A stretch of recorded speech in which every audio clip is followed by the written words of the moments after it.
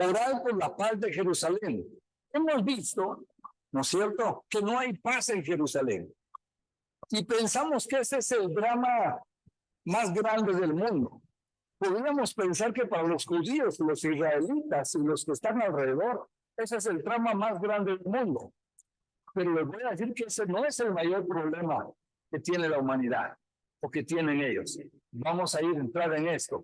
Para esto, entonces, en su boletín, que por supuesto, yo toco un poco de lo que toqué la semana pasada en el boletín para que usted lo pueda disfrutar y dar el hilo de lo que estamos haciendo hoy. Yo les puse las 12 tribus de Israel. Este es el mapa de Israel, cómo se distribuyeron las tribus. Y pase rápido, porque esto ya lo vimos la semana pasada, a tocar el tema que hoy vamos a hablar. Hoy vamos a tocar el tema desenmarañado. La semana pasada tocamos el tema enmarañado, porque todo estaba enmarañado. Hoy vamos a desenmarañar. ¿A cuánto les gusta la idea de desenmarañar? ¿Ah? Usted tiene un gran problema porque tiene lana hecha bola enmarañada. Tiene que ver cómo con los deditos, con la punta de los hilos y también tratando de sacar el hilo, ¿no es cierto? Poder tener la idea completa. Hoy vamos a desenmarañar el problema que hemos estado tratando. Vamos a enfocarlo de la manera bíblica, el problema que estamos tratando. Sin embargo, no quiero dejar de saludar a mis amigos, Pati y mi familia. Qué lindo tenerlos con nosotros. Es una bendición poder desenmarañar este tema. Entonces, vamos a ir tras las escrituras que nos aparecen. Pero este mapa, como les dije la semana pasada, es el mapa de Israel, un poquito ampliado. La parte mostaza es el de Israel actual. La parte blanca son los países árabes.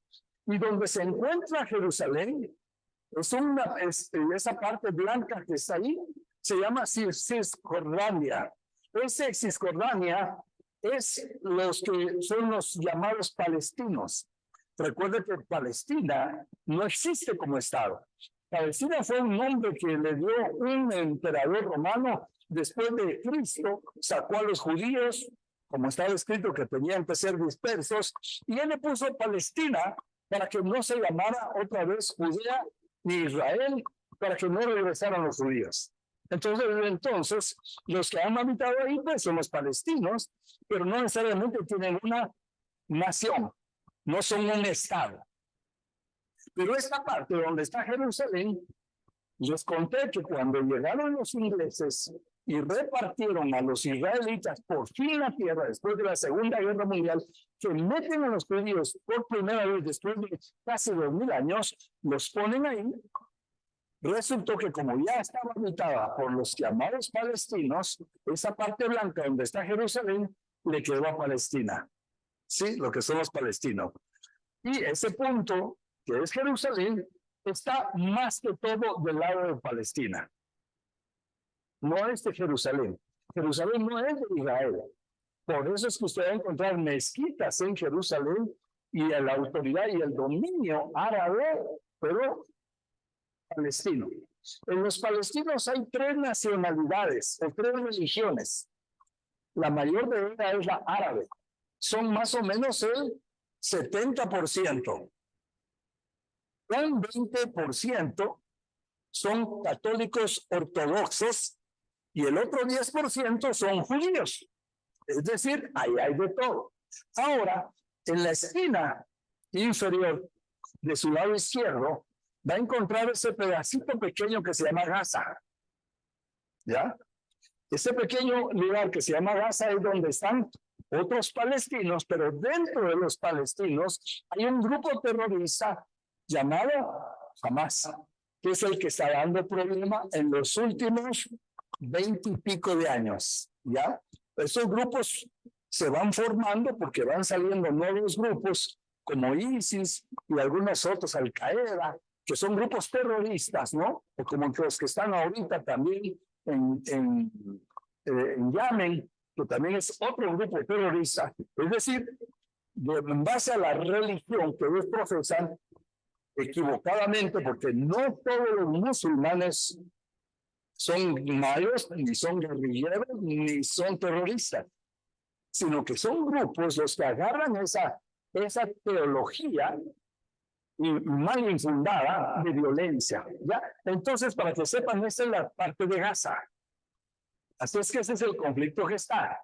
Pero yo les quiero decir que el mayor problema de Israel no es ni los terroristas ni los árabes.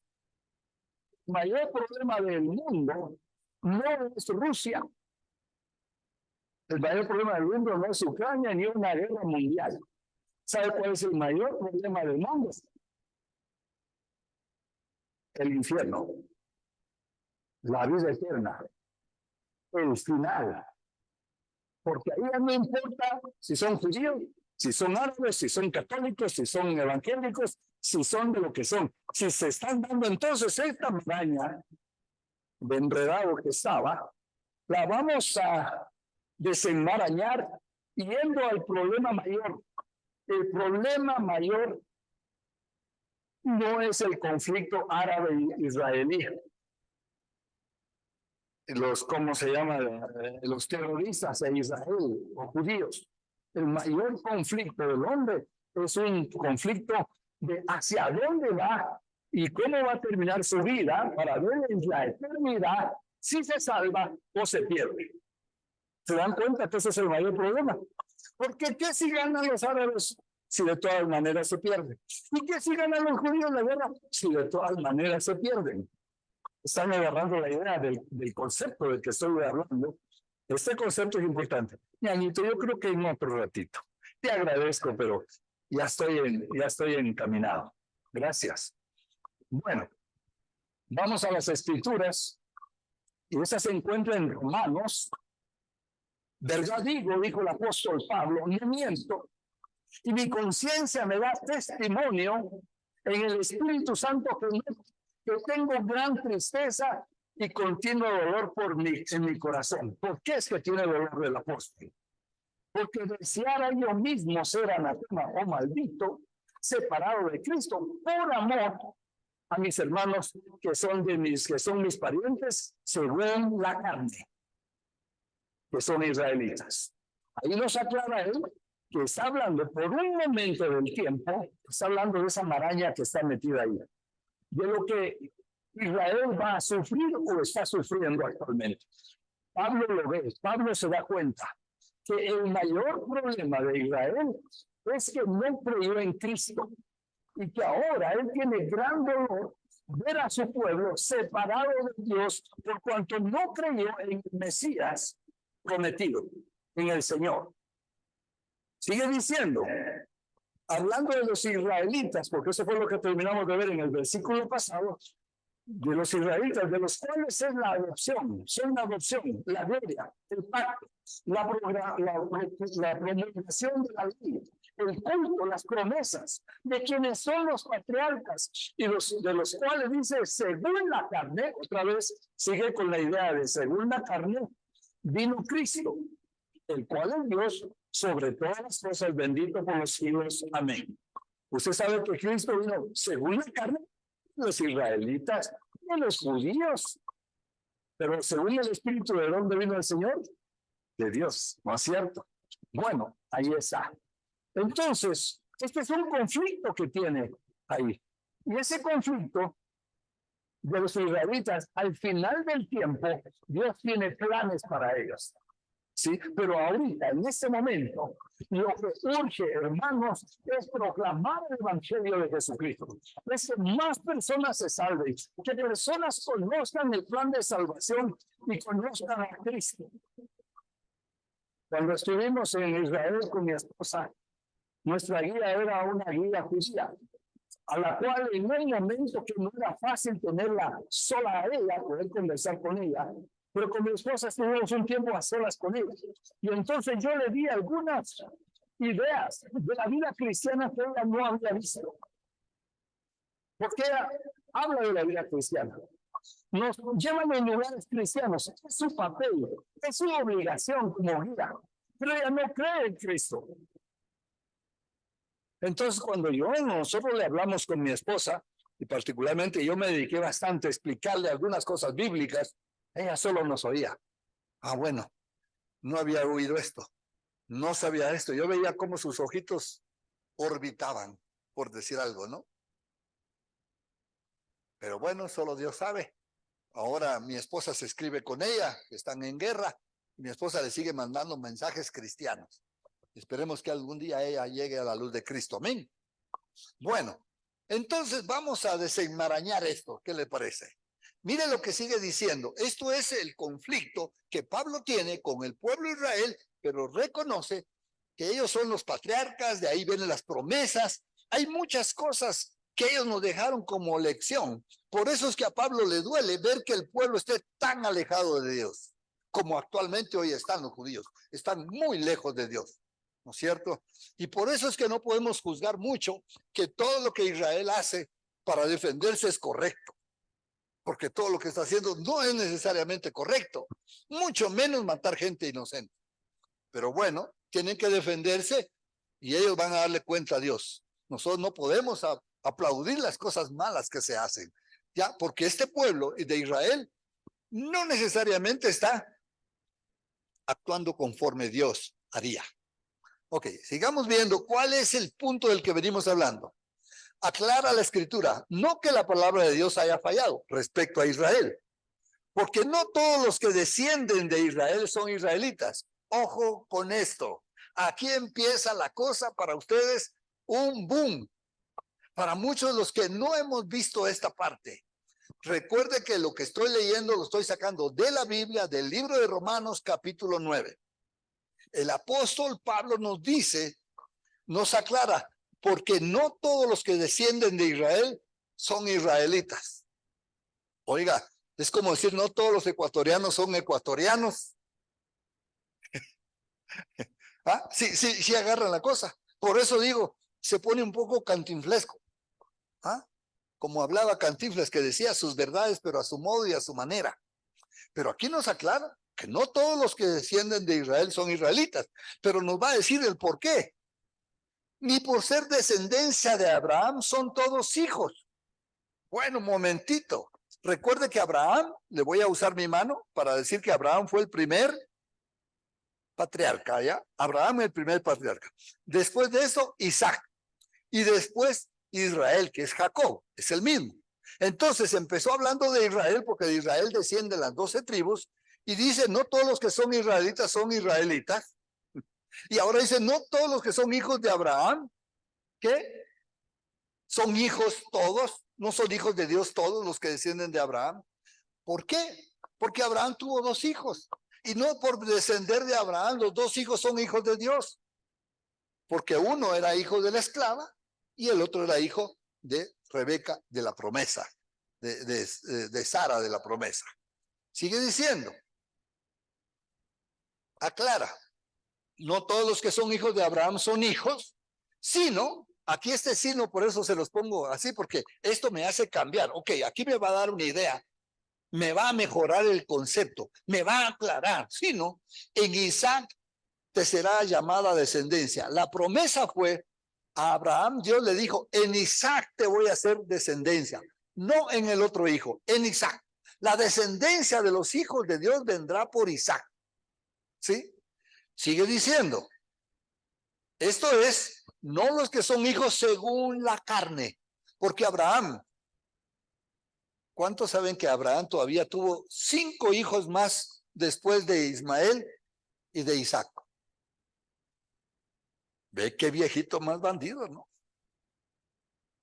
Ya tenía más de 100 años cuando murió Sara, se vuelve a casar y tiene 5 hijos más. Entonces cualquiera diría, todos los que son hijos de Abraham son hijos de la promesa. No.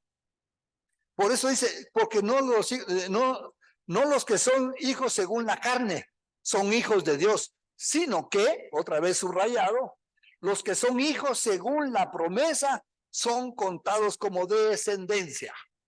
Aquí ya nos aclaró cuál es la verdadera descendencia, el verdadero pueblo de Dios. No son los que son según la carne, sino que son según la promesa. Por eso se los puse resaltado en azul. Para que ustedes ya capten de una vez por todo, porque aquí estamos desenmarañando. Por si teníamos algún concepto erróneo de quiénes son hijos, quiénes no, quién es Israel, quién es Judá, quién es este. Son tantos personajes bíblicos, ¿sí o no? Aquí estamos encontrando entonces que los hijos son según la promesa, son contados como hijos. Los otros pueden decir que son hijos según la carne. Vaya a hacerles el ADN y va a resultar que son israelitas, que son judíos. Por eso es que ustedes van a encontrar que los que han seguido las noticias y saben que han rescatado a más de 60 que estaban presos, prisioneros, raptados, chantajeando con ellos. Muchos de ellos son pocos los que son israelí. Muchos de ellos son americanos judaizados, alemanes judaizados, coreanos judaizados, latinoamericanos judaizados. Dicen, dan el nombre de las nacionalidades. Salieron unos argentinos, pero son argentinos judíos. Porque en Israel, por el ADN, pueden detectar quién tiene sangre judía. Si usted considera que su apellido tiene judío y se quiere ir a Israel y quiere ser parte del pueblo de Israel en la carne, le hacen un ADN, se va a la embajada de Israel, Israel le paga su pasaje y se lo llevan a Israel a vivir, porque usted es israelita, porque en su ADN sale que usted es israelita. Qué cosas, ¿no? Pero ahora aquí nosotros estamos viendo algo muy interesante, ¿sí? Los hijos, los que son hijos según la promesa, son contados como descendencias. Entonces, tiene que ver en la promesa. Recuerde que Abraham y Sara tenían 90 y 100 años cuando nace Isaac. Por eso es que no podían, tenían que creerlo, porque estaban imposibilitados. Ella estaba seca en su naturaleza humana de que sus óvulos produjeran vida. Además, ya era estéril antes, nunca había tenido hijos. Ahora ya está seca porque su menstruación había ya parado hacía cuánto. Por eso tenían que creer, tenía que ser un milagro. Cuando queda embarazada, entonces es un gran milagro. Ella tuvo que ovular. Y entonces ahí concibe y nace, siendo de 90 años. Nace Isaac. Pero ellos tuvieron que haberlo creído para que esto se diera este milagro. Bueno, seguimos viendo. Porque la palabra de la promesa es esta. Ahora van a citar el Antiguo Testamento donde cuál es la palabra de la promesa, cuál es la palabra profética de la promesa. Por este tiempo vendrá y Sara tendrá un hijo. Esta era la promesa. Va a tener un hijo en esas condiciones de sequedad de la mujer, de vejez, ¿sí?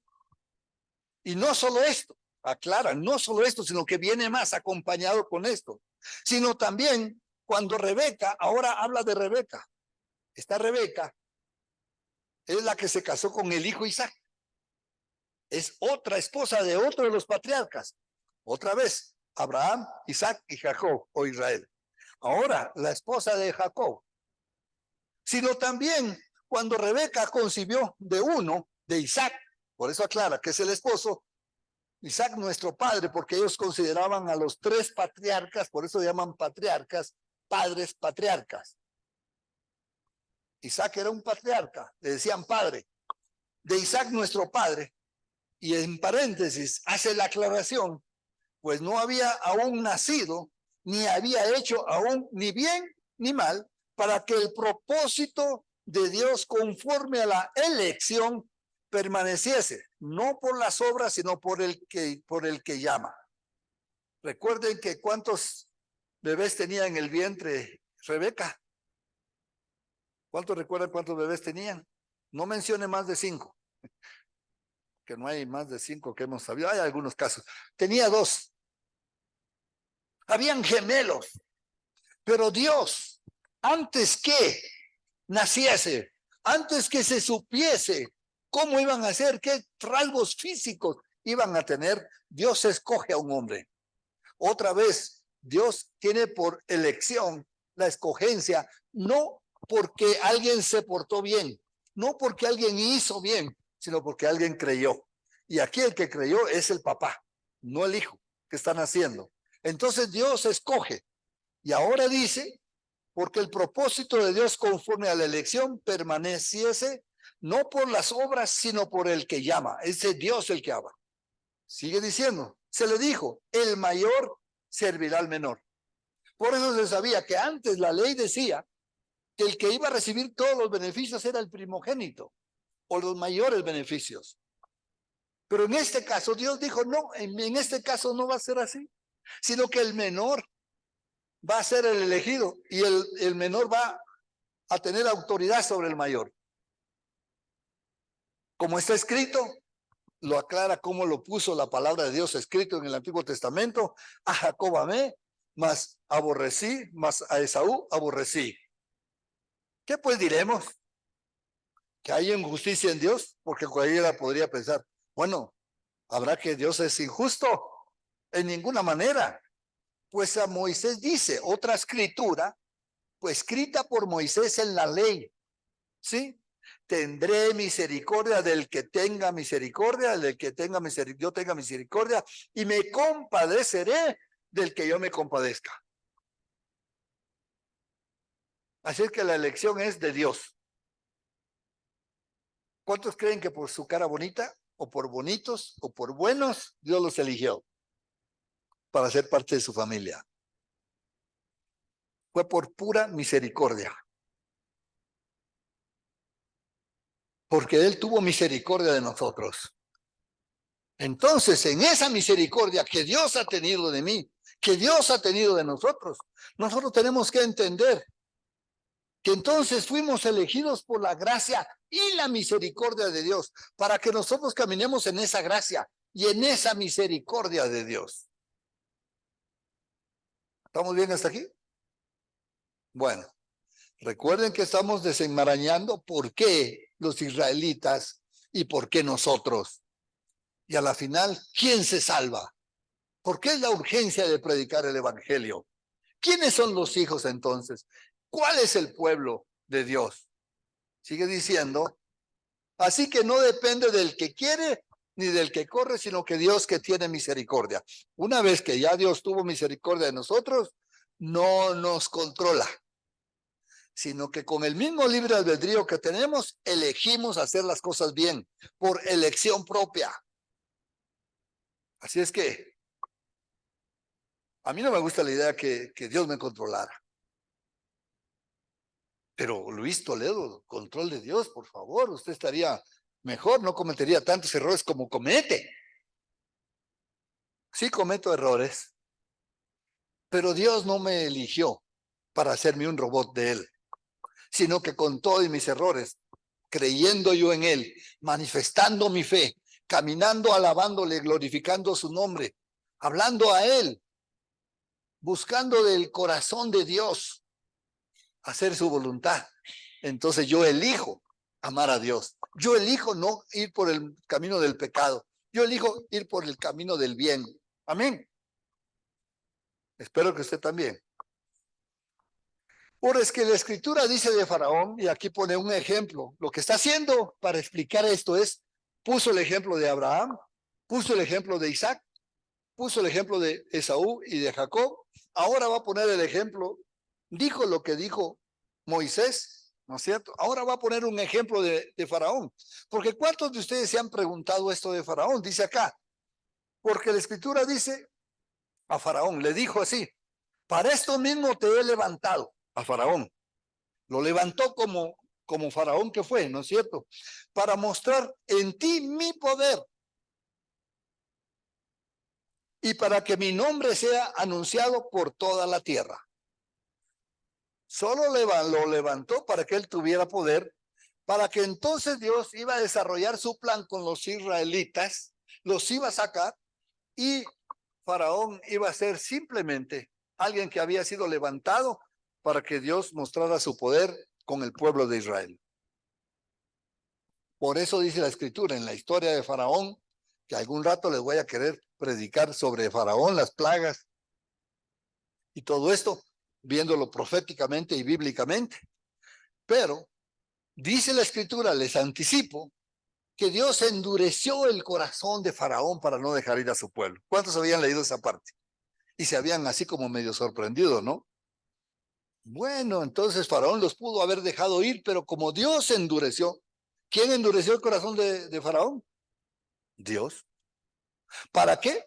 Lo levantó para endurecer su corazón y para que la gloria de Dios se manifestara en su pueblo. ¿Es Dios soberano? ¿Es Dios Dios? ¿Él sabe qué es lo mejor? ¿Voy a contender con él? Yo mejor me ajusto a sus planes. Y eso sí es la voluntad que Dios me da. Dios me da la voluntad de ajustarme a sus planes, no de que Él me controle. Ha llamado a dice, ha llamado, esto es a nosotros, ahora nos involucramos nosotros. Todo lo demás es el tema de Israel y quiénes son los elegidos y quiénes no son los elegidos. Ahora entramos nosotros aquí a la Escritura. Y aquí es donde a nosotros nos interesa, porque lo que pase con Israel, como lo dije, lo que pase con los israelitas no es su mayor problema. Mayor problema ahorita, el que están enfrentando, pero su mayor problema en futuro es la salvación, a lo que vamos a llegar. Esto es a nosotros, no solo de los judíos, a nosotros no solo de los judíos, sino también de los gentiles. Como también en Oseas dice, esto está en la Escritura, otra vez el apóstol Pablo utiliza otra vez la escritura del Antiguo Testamento. Recuerden que el Antiguo Testamento se debe de usar legítimamente, como lo usaron los apóstoles, para ver las partes proféticas, para ver lo que estuvo escondido para ellos, pero que ahora nos es anunciado a nosotros y nos es aclarado. Entonces lo que dice en Oseas dice así: llamaré pueblo mío al que no era mi pueblo, y a la no amada, amada. Ahí entramos nosotros. Nosotros no éramos pueblo de Dios. Sí había un pueblo de Dios, sí habían los elegidos, sí habían los que eran parte de la herencia, los que eran según las promesas. Ahí venía ese pueblo de Israel y judíos. Pero ahora Dios dice, lo dijo en Oseas proféticamente, lo anunció para que nosotros sepamos: llamaré pueblo mío al que no es mi pueblo, y a la no amada, amada. Ahí entramos nosotros, en ese amor. No es que a Dios, hay una falsa teología que corre, que a Dios se le cayó el plan A y entonces tuvo que explorar, encontrar el plan B con nosotros los gentiles. Como los judíos no quisieron, entonces me voy. No, no es así. Dice la Escritura, a lo suyo vino, mas los suyos no le recibieron. Él vino a lo suyo, a salvar al mundo, no solo a los judíos. Pero los suyos, los que sí eran suyos, no le recibieron, más a todos los que le recibieron, ahí entramos nosotros, más a todos los que le recibieron, a los que creen en su nombre, Dios les ha dado la potestad de hacerlos hechos hijos de Dios. Y aquí estamos. A la no amada, ahora es amada. Al que no era pueblo, Dios lo hizo pueblo. Lo anunció proféticamente en el libro de Oseas. Y en el otro lugar dice, otra escritura del Antiguo Testamento: vosotros no sois pueblo mío, vosotros no sois pueblo mío, allí serán llamados hijos de Dios viviente. Donde se diga no son pueblo, ahí van a ser llamados hijos del Dios viviente. Dios va a hacer un cambio, Dios va a traer algo, y ese algo era la salvación por medio de Jesucristo. Ahí entramos todos nosotros a ser parte del nuevo pueblo de Dios. Entonces, tan importante que nosotros tenemos un mensaje de salvación, el que llegó a nosotros, el que nos tocó el corazón. Porque alguien pregunta, ¿yo qué voy a ir a decir? ¿Cómo voy a ir a hacer para que una persona se convierta a Cristo? Usted no necesita ser un teólogo para hablar de Dios. Usted solo necesita hablar desde su corazón, desde el hecho de que usted cambió, desde la experiencia que usted tuvo cuando tuvo un encuentro con Cristo. Hubo un endemoniado de los peores que aparece en la Biblia y se convirtió al Señor. Le salieron una legión de demonios. El hombre cuando estaba endemoniado dice que nadie lo podía agarrar, vivía en los cementerios y quien los quería agarrar, los destrozaba a ellos. Ellos tenían un grave problema con ese endemoniado y vino Cristo y los salvó, los sanó, le echó fuera a los demonios. Ahora la pregunta sería, si este endemoniado estuviera aquí en la tierra ahora y ya no fuera endemoniado, pero tiene esa historia, ¿me explico? Y va a una iglesia tradicional, le dirían, usted primero tiene que recibir el curso del bautismo, 6 meses. Y después este curso para que ingrese a la iglesia y sea parte de la iglesia. Y después de eso estudiar si es que quiere ir a predicar el evangelio. Y después de que haga sus prácticas, ahí le vamos a enviar. ¿Qué hizo Jesús con ese endemoniado que se acababa de salvar? Que no tenía todos los cursos, que no había pasado por nada de eso. El hombre le dijo, Señor, ¿puedo seguirte? ¿Y qué le dijo el Señor? Más ve a tu casa y cuenta cuán grandes cosas Dios hizo contigo. ¿Cuánta teología recibió? Recibió la experiencia de ser salvo, que es lo más hermoso. ¿Cuánta teología nosotros tenemos para ir a darle a las personas? No se vuelva teólogo, vuélvase practicante de las escrituras. Practique contar su testimonio. Cuando yo estoy en los grupos pequeños, siempre les pregunto, ¿cómo conociste a Cristo? Y hay personas que no pueden contar ni cómo conocieron a Cristo. Y si alguna persona le dice, ¿y usted cómo conoció a Cristo? No sé, a mí mi mamá me dijo que levantara la mano y acepté. No tenemos que tener un concepto bíblico, amén. Tenemos que tener una idea de Dios. Tenemos que hacer las cosas para Dios y de Dios. Y entonces ahí nosotros venimos y practicamos la verdad de Cristo que me mata, que digo en un sentido me consume, dice el apóstol Pablo. Me consume. ¿Cómo no voy a predicar y hablar de aquel que salvó mi vida? Usted no tiene que tener tampoco una vida dramática para después contar cómo Dios lo sacó de hasta ahí, ¿no? Simplemente su experiencia en el momento que usted se entregó a Cristo. Entonces usted cuenta cómo Dios lo salvó.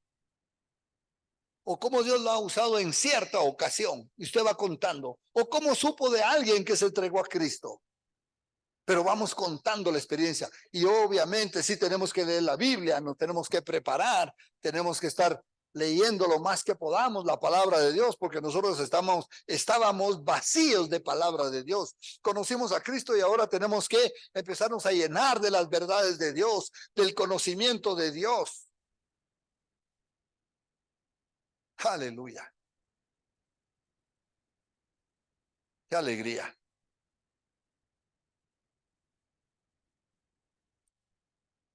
Así es que tenemos las promesas del Señor acá. Allí serán llamados hijos de Dios. Yo no era parte del pueblo de Dios. Cuando yo rendí mi vida a Cristo, cuando le entregué mi vida, ahí me convertí en pueblo de Dios. Así es que, ¿cómo es que Dios levanta un pueblo? Lo levanta mediante la confesión de Jesucristo como su Señor y su Salvador. Y empieza un nuevo pueblo a levantarse. Nosotros somos ese nuevo pueblo. Y todos los que se reúnen hoy en el nombre de Cristo en las iglesias cristianas son ese nuevo pueblo de Dios. Los que creemos, los que le recibimos, los que creímos en la promesa y vimos a Cristo y le abrimos nuestro corazón y le entregamos nuestra vida. Esa es la vida de Cristo. También en Isaías clama tocante a Israel. Mire cuántas escrituras ha usado el apóstol Pablo para afirmar sus verdades. Las verdades del Nuevo Testamento se establecieron, la mayoría de ellas, en base a lo que estaba ya escrito en el Antiguo Testamento. Por eso no podemos desechar el Antiguo Testamento, pero lo tenemos que interpretar correctamente, como aquí lo interpreta Pablo. Ahora usa Isaías que dice, si fuera el número de los hijos de Israel como la arena del mar, si así fuera, tan solo el remanente será salvo. Otra aclaración.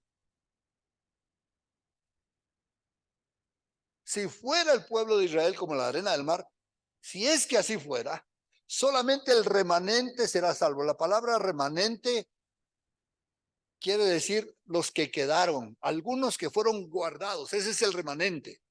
Es decir, de todo el pueblo de Israel, Dios tiene un remanente, un grupo guardado. Como saben, uno a veces se vuelve juez o juzgar a los demás. ¿Cuánto les ha pasado que han juzgado a alguien, a algunos de ustedes? 2, 3, 4, 5, ya hay un poquito más. Los demás, no, yo no juzgo a nadie. ¿Qué va a creer usted?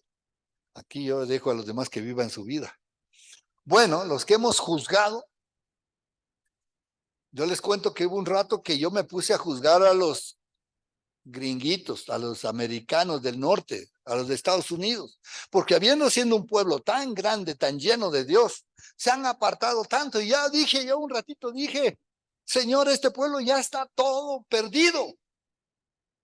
Y entonces Dios me hizo recordar la escritura, donde le habló a Isaías y le dijo, Isaías, yo tengo 7,000 profetas que no han doblado sus rodillas delante de Baal, pero están escondidos. 7,000 en aquel tiempo. Así es que Dios me tapó la boca cuando yo dije eso, y pronto empecé a ver que no todos los americanos están mal, que hay muchas iglesias que están bien, no solo 7,000. Dios tiene buenas y grandes iglesias fervientes, llenas de Dios, así como en medio de nosotros también. Pero ahora no está hablando de nosotros, ahora está hablando de Israel. Dios se ha guardado un remanente, ¿sí? Pero aclara, como la arena del mar, tan solamente el remanente será salvo, y nos aclara, va a haber un remanente de Israel que va a ser salvo. Ahorita no los vemos. Sí, es doloroso, es triste ver a Israel viviendo su vida normal, procurando establecer la ley judaica, viviendo por los ritos, por las enseñanzas que les quedó, pero no tienen la esencia, no tienen al Señor, no tienen al Salvador, no tienen la vida eterna. Es duro, es triste, como el apóstol ya lo dijo, y yo también me uno, la tristeza que da. Pero ¿saben qué? Va a haber un remanente en Israel. Así es que mientras todos estos acontecimientos que están pasando hoy con los árabes, los otros que van a venir cuando venga del norte la guerra, el Armagedón, y traten ya no solo los árabes, sino que otras naciones más, Rusia, Turquía, Irán, Siria, y todos estos, Etiopía, todos estos lugares que está señalizado por la Biblia que van a unirse para ir contra Israel, entonces Israel va a ser salvo, los remanentes. Dice la escritura, voy a llegar a esto más tarde, pero cuando entre la plenitud de los gentiles, es decir, Dios tiene gentiles que todavía se van a salvar, gente nuestra que todavía se va a salvar, hermanos, ahí están esa gente que se va a salvar. Que se salve porque usted le tendió el salvavidas. La vida de Cristo es el salvavidas. Que se salven porque usted les predicó. Que se salven porque usted les habló. Reúna a su familia. Hábleles de Dios. Bueno, van a tener un bonito tiempo ahora de festejar una Navidad, de tener la excusa de poder tener a mamá y a papá. Cuando estén en su casa, dígales una de las razones, aparte de darte esta rica comida o algo especial que haya preparado para ti. Te voy a decir de Dios, te voy a hablar de Cristo, de ese Jesús que vino a nacer. Te voy a decir que hay salvación, que hay oportunidad para que te salves. Pero qué cosas que toda una nación, todo un continente, casi todo Europa y América celebran el nacimiento de Cristo, y es una de las más grandes celebraciones del mundo, y dan feriado y se hace comida y se hace regalos, y en el nombre de Cristo se dice feliz Navidad y que Dios te bendiga, y no se comparte la vida de Cristo. ¿Cómo es posible? Cuando le estamos dando un regalo a alguien, está bien, pero usted tiene algo más que darle, usted tiene que darle vida eterna. Usted le está dando, si no le da la vida eterna, su regalito va a ser un paliativo. Un paliativo son esas medicinas que no lo van a curar, pero le van a sentir bien un ratito.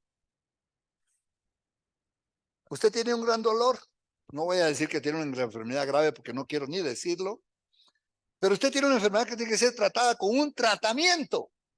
con una manera médica de que se puede resolver su problema. Pero como a usted le dolió la cabeza, usted se toma un aliviante para el dolor de cabeza, un relajante.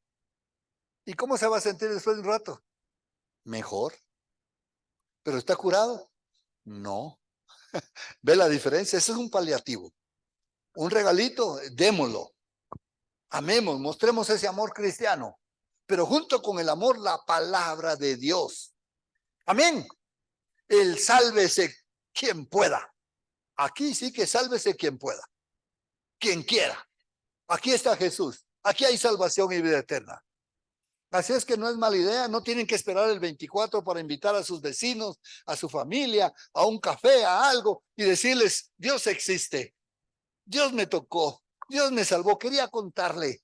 Tal vez no voy a tener la oportunidad, pero ahora que usted me hizo el agrado de estar en mi casa, por favor, escúcheme. Y quizá por educación le van a escuchar y usted puede salvar a alguien. Y solo invirtió, ¿qué? Una comida para alguien. ¿Se da cuenta qué fácil es? En el bus, en el trabajo, en el camino. Siempre que pueda, hable de Dios. Entonces aquí nos aclara que solamente el remanente de Israel será salvo.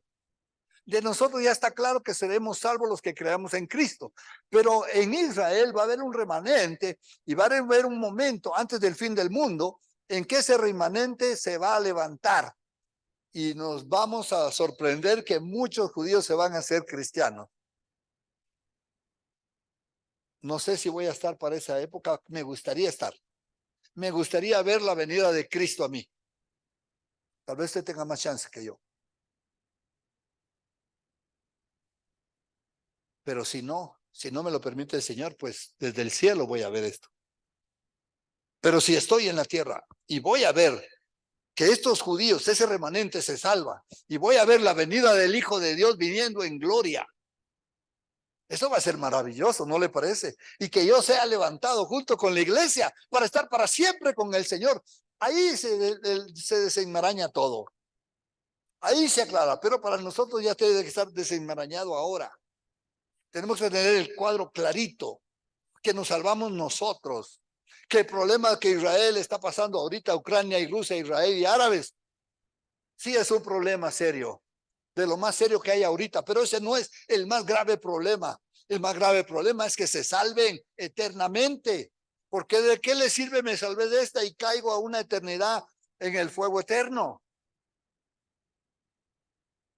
¿De qué me sirve un regalito si no me hablan de Cristo, de Dios y de la salvación? Y después nos puedan decir desde las llamas, ¿por qué no me predicaste? Como lo dijo el hombre que murió y fue llevado al Hades, al lugar de tormento. Y que le dijo, Padre Abraham, manda a alguien, manda a avisarle a alguien a mi familia, manda a Lázaro, que les diga lo que estoy pasando, porque no quiero que nadie de mi familia, tengo 5 hermanos y no quiero que ninguno de ellos venga a este lugar de tormento. Hermanos, por favor, reaccionemos a las enseñanzas bíblicas. Están para nosotros, están para que nosotros nos convirtamos en el mejor hombre, la mejor versión mía, la mejor mujer, la mejor versión suya. Es cuando usted hable y predique de Cristo. Pero ahora buscamos la mejor versión para que me hagan cambio extremo, cambio total. Esa es la mejor versión. El mejor tinte, la mejor operación. Su mejor versión es cuando usted hable de Dios. La gente le va a amar. La gente le va a ver como ángel, aunque no lo sea. Aunque nunca llegue a ser un ángel, no. Amén. Así es que nosotros vamos a tener esa bendición.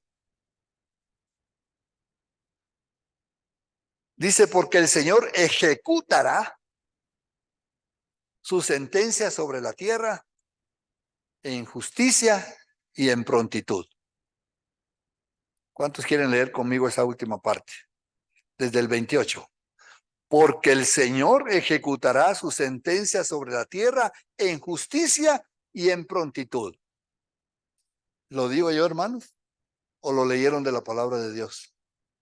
Dios va a hacer justicia. Dios va a manifestar, ejecutará sentencia. Lo que ya está escrito se va a llevar a cabo. Y esto viene con prontitud.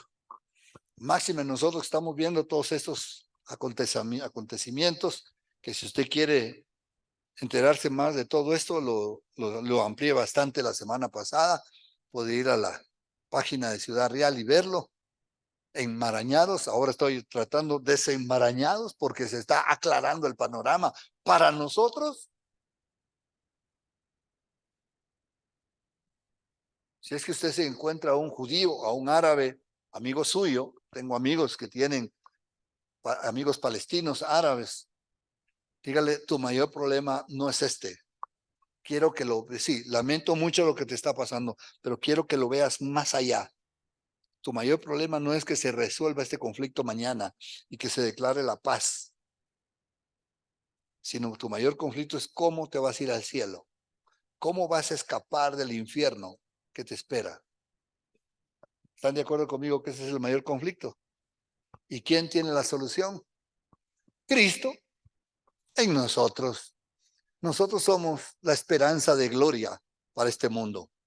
Somos la esperanza de gloria. En nosotros fue puesta la semilla de Dios, el poder de la predicación del evangelio. Dice la escritura que los ángeles desearon predicar el evangelio, pero Dios no se los permitió, porque Dios se levantó de entre los mismos pecadores que éramos nosotros, nos salvó, y de entre nosotros Dios se preparó un pueblo para que seamos nosotros los que promulguemos y los que hablemos el mensaje de Dios. El mensaje de Dios, la salvación que Dios trae a esta tierra. Yo digo, gracias, Señor. Qué gran privilegio. Así es que no me estoy viendo forzado. Bueno, aunque yo me siento forzado en parte, porque digo yo, ¿cómo no voy a compartir? ¿No es cierto? Pero me siento más privilegiado que forzado. Me siento más bendecido que obligado. ¿Cuántos de los que hoy están aquí presentes o de los jóvenes tuvieron algún héroe en lo natural? Ya un Superman, un Batman, o cualquiera de los que ahora hay un montón de superhéroes, ¿no? Ahora las películas se trata de todos los superhéroes. ¿Sí o no? ¿Cuántos se quisieron identificar con un superhéroe? Pero yo escogí un superhéroe, superhéroe, superhéroe, superhéroe. Jesús. Jesús. Él es mi superhéroe.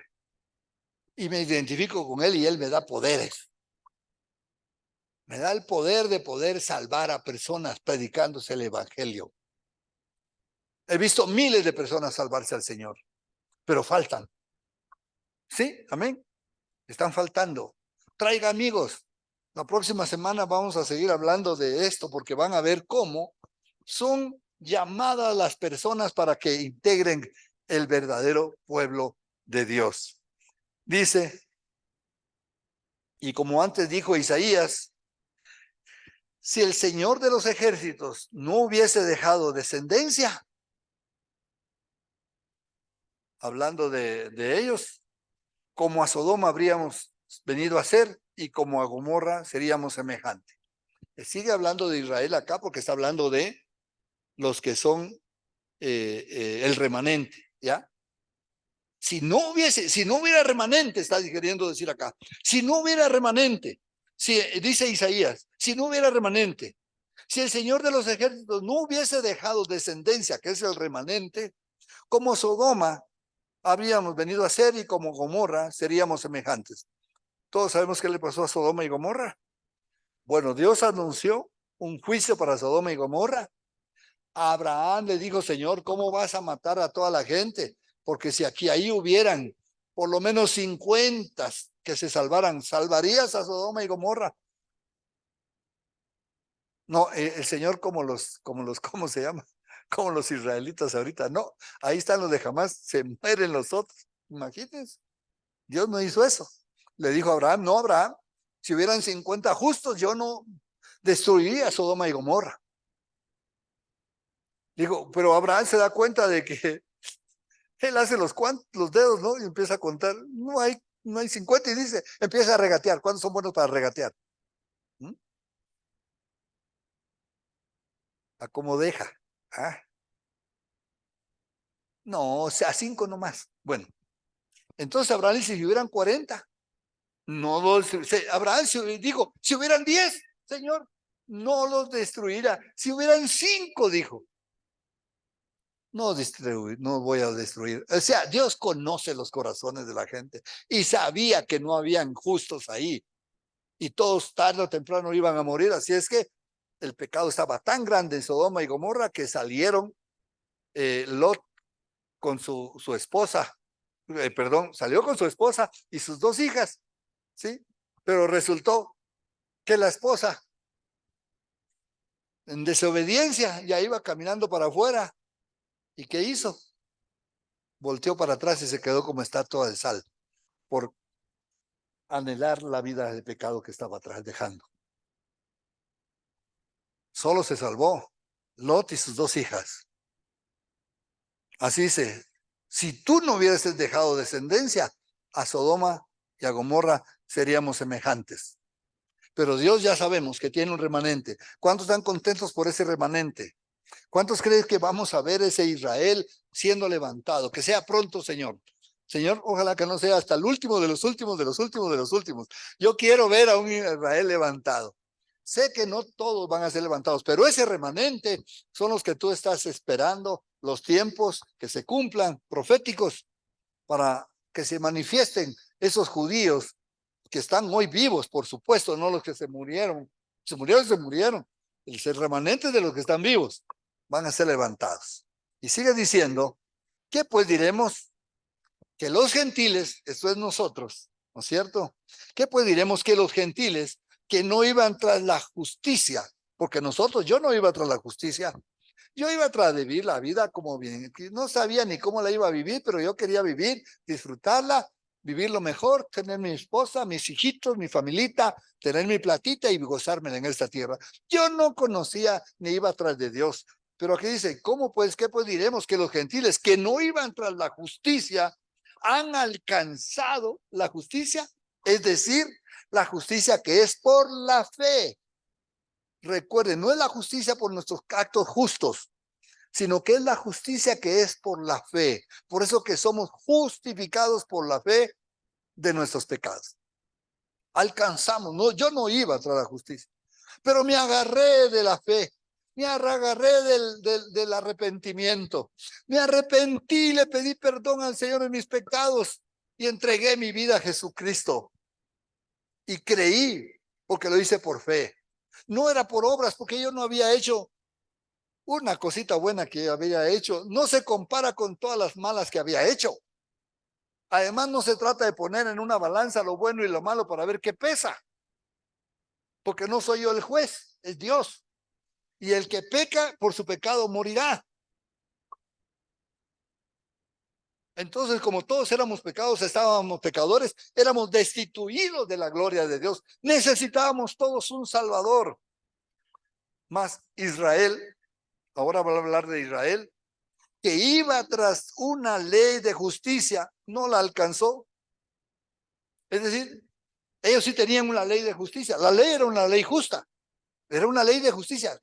Pero van a ver esto que viene, que es hermoso. ¿Por qué es que no alcanzaron la ley que era de justicia?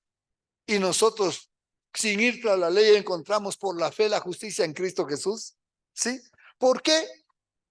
Porque iban tras ella, no por fe. Ahí está la clave, hermano. Ellos iban tras la justicia, pero no por fe, sino por actos justos. Y como no podían, jamás iban a poder llenar los zapatos. No iban porque iban tras ella, no por fe, sino por obras de la ley, pues tropezaron en la piedra de tropiezo. Yo le subrayé esa piedra de tropiezo porque esa piedra de tropiezo fue Jesucristo. Cuando Jesucristo, que es la piedra angular, de esto ya he hablado mucho, cuando Jesucristo, que es la piedra angular, vino a esta tierra y estaba pues, poniendo la piedra angular para levantar al edificio de Dios, ellos en vez de poner el fundamento con Cristo, tropezaron en la piedra, que era Cristo. Como está escrito, y ahí estaba profetizado que iban a tropezar.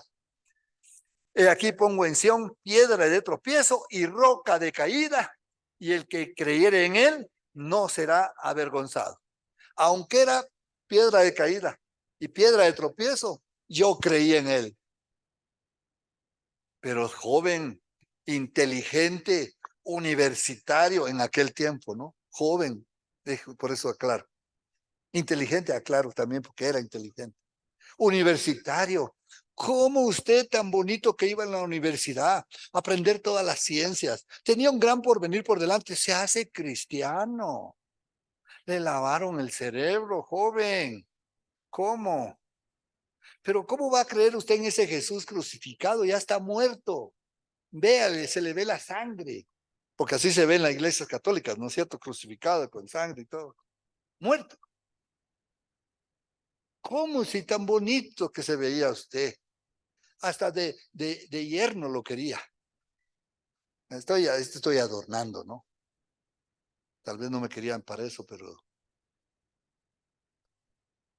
pero ¿cómo usted que tan bonito que iba se hizo cristiano? Porque yo vi mi salvación en mi piedra de tropiezo. Él quiso tropezarme porque yo en vez de tropezarme dije, no, este Cristo no lo voy a dejar, me voy a unir a Él, voy a ser parte de Él, amén. Y le voy a seguir todos los días de mi vida. Pero los judíos tropezaron en Cristo, no quisieron creer en Él. Qué cosas más hermosas. ¿Cuántos se enamoran de todo lo que Cristo escribió? Se escribió de Él en el Nuevo Testamento. Nos enamoramos, qué lindo, Jesús, Dios mío. Pero ellos no dijeron qué lindo. Ellos dijeron, no, este nos viene a quitar el puesto. En este no vamos a creer y tropezaron. Pero en el que en él cree no será avergonzado. ¿Cuántos saben que cuando él venga no seremos avergonzados? Cuando él venga, nosotros los que hemos creído en él, para el cielo. ¿Cómo vamos a ir?